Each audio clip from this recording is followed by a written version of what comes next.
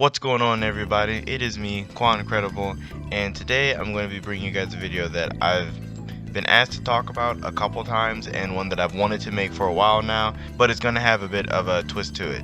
So today I'm going to be dissecting Finral, but I'm also going to include his brother Langris, since while making the video I realized it's kind of difficult to talk about Finral without mentioning his brother a lot of times, so I decided to just make the video about both of them. So, as you know, Finral and his brother are both members of the House of Vod. Now, Finral is the eldest brother, and Langris would be the younger one. Now, Finral is only older than Langris by 1 year. They're only 1 year different. Finral, currently in this story, being 21, while Langris is only 20.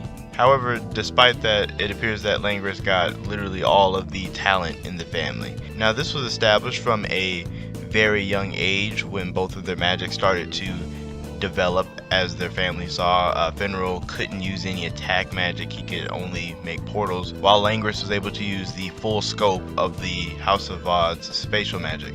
Now, their family is known for spatial magic, and even Langris would be considered a genius to their family because of how proficient he is at it. This would of course lead Langris to get a lot of praise, and would also lead Finral to get a lot of hate or backlash because of how well his younger brother is doing, and despite him being the elder one, not being able to do anything half as great as he can. Now, a lot of this definitely goes into Finral's personality and just how he is now, because of how much his father favorited Langris and put Finral on a back burner. That's definitely where a lot of Finral's confidence and self-esteem issues stem from. It also doesn't help that Finral's mother, his actual mother, died at a very young age. They don't really go into how she died. I looked and looked and I couldn't find anything, so if one of you know, drop it in the comments. But Finral's actual mother passed on a little bit after he was born, and then Langris's mother would be the one that more or less helped raise both of them. Didn't really help all that much. So of course she's going to favor her actual child over Finral, and the father of course favored Langris because he was stronger. And then in turn, this would go straight to Langris's head and make him believe that he's the best thing ever. Which honestly, I don't really blame Langris for thinking that. I mean, if you're raised to believe a certain thing, it's kind of hard to steer from that. Another really important piece of the Finral and Langris backstory would be Finesse. I'm not for sure if that's how you pronounce her name, but that's how I'm going to pronounce it. She is the one that is betrothed or promised to marry whoever the next House of Vod head is going to be. Her significance is that she is the niece of the current king, Augustus Clover, meaning she is direct royalty. Now, this can be seen as a great power move by the House of Vod. They're just a high-ranking noble family, and if this marriage would be able to go through, it could get them into royalty. And I'm pretty sure for you Game of Thrones fans or fans of the medieval ages, you can definitely see how important this would be for them. And by them, I mean the father and the mother, since they're the only ones who honestly care about the status, all like that. Finral could honestly care less about his status as nobility, and Langris, I mean, he cares to an extent, but not really. I mean, he knows that he's better than everybody else, which is kind of why he doesn't care all like that. But Langris didn't really take to her all that well, and it wasn't until he seen her talking to Finral that he even showed any emotion towards the situation at all. But yeah, it was in that moment when Finesse stated that she thought Finral was a better mage than Langris because he was kinder. And this made Langris immediately jealous, because his entire life he was being told that he was better than his brother. Like, his brother was beneath him, he was better. And for someone else to say something that goes against that, it made him very angry. Even so much as planted like seeds of a small dislike towards his brother. And even despite Finral's many attempts to get closer to his brother, Langris always shoved him out. Now later on, Finral ended up joining the Magic Knights. Well, since he can't use any attack spells, he got picked up by the Black Bulls, which of course is known to everybody as the worst Magic Knight squad. Then a little bit after that, Langris joined, and he ended up joining the Golden Dawn, and then shortly after that becoming the vice captain of the Golden Dawn. This, I guess, more or less was the last straw for their family. Their father basically removed Finral from their house. He stripped him of his last name. That would be the reason why Finral's last name is Rolkhouse, or Rollicase, however you want to pronounce it, and Langris' last name is Vod. I'm assuming that's Finral's mother's last name.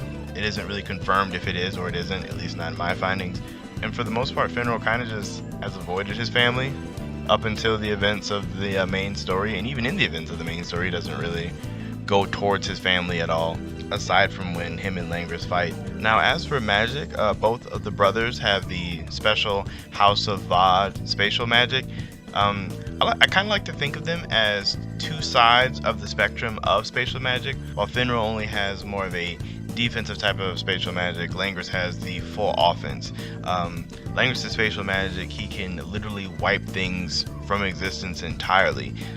Most of the time we see him fight or engage in combat, he doesn't even need to use spells from his grimoire. He can simply swipe his hand and then whatever was there is gone, which is extremely powerful, and spatial magic doesn't really have a lot of counters. He even recently showcased his ability in the latest Black Clover episode, which was animated really well, might I add. If you haven't seen it, definitely watch it.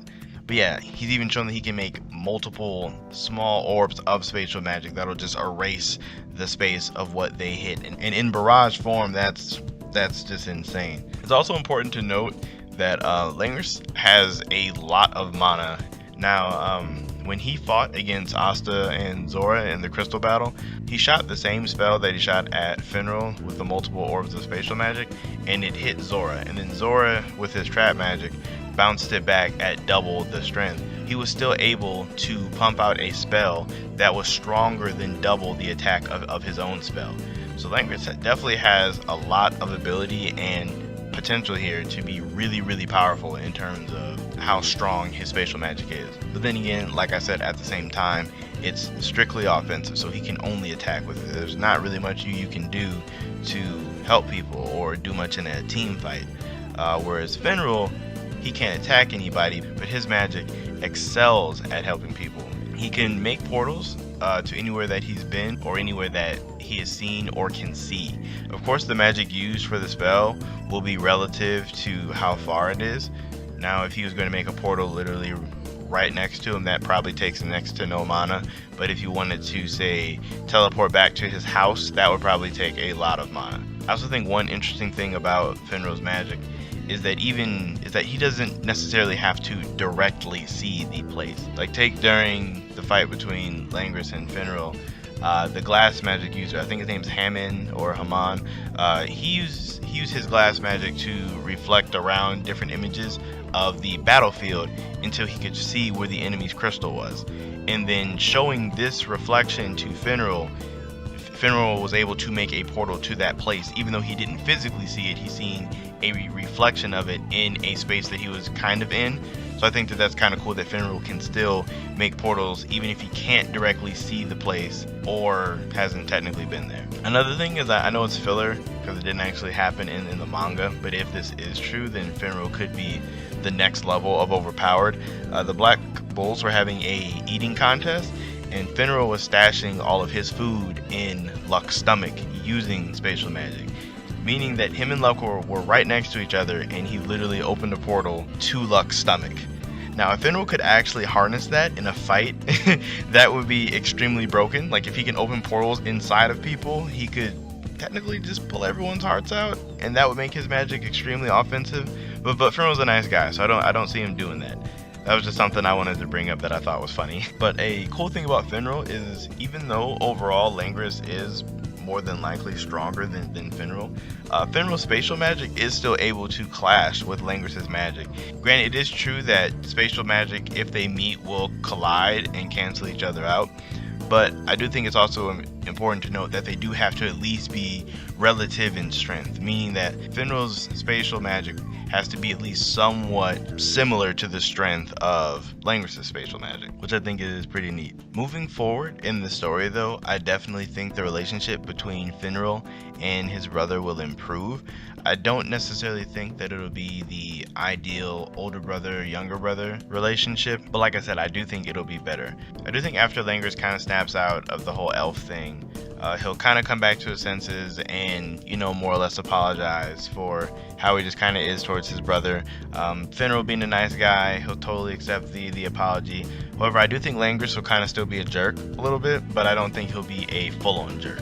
I mean, just because that's kind of who he is as a person. I mean, most of the nobles in Black Clover are just an innate jerk. That's just part of their personality, which isn't a bad thing. You know, some people are just jerks. But that's how I think their relationship is going to go. I do also think that Langris will not take head of house. I think he would give it to Finral after all of this if he has the change of heart that I think he's gonna have. Like I stated earlier, Langris really isn't into the whole titles and all that other kind of thing. He's just, like I said, more concerned about knowing that he's the best. But yeah, that about wraps it up for my video on the House of Vod. If you guys feel like I missed anything, or if there's anything you guys want to add, just let me know down below.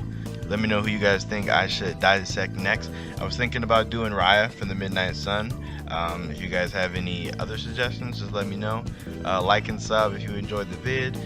Please feel free to share. Outside of that, I'm out of here, and I'll catch you guys in my next video.